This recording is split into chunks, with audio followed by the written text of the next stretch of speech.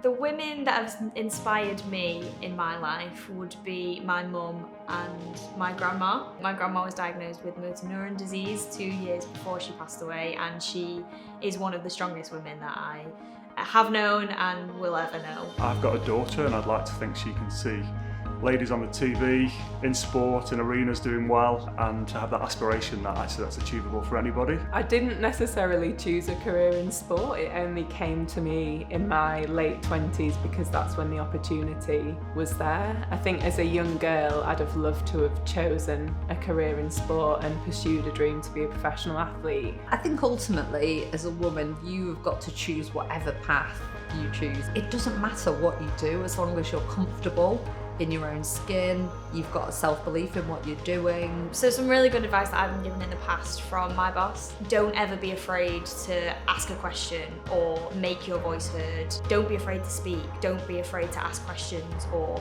say what you think, because your answer and your point is really valid. You've got incredible role models across the game now who are going to fight your corner, from people playing on the pitches now to females in the boardroom, so you've got incredible representation. Use your voice. We've got to make sure we provide opportunities for everyone, male and female, and we've got to provide opportunities for females to develop in the game, and that might be as a player, as a coach or an administrator. It's going to get bigger and better, and for women that play sport, I think it just shows that there's something to aspire to. It can be a career for women in sport.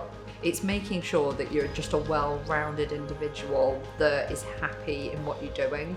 And yet that doesn't mean being successful in business, that's being, successful at whatever you choose to do. The reason for this day is that it shouldn't exist in the future. So we're striving for there never to be an International Women's Day ever again, because it's not needed. Everybody in society should be equal, and that to me is the most important thing about this day and about the message that we need to put across.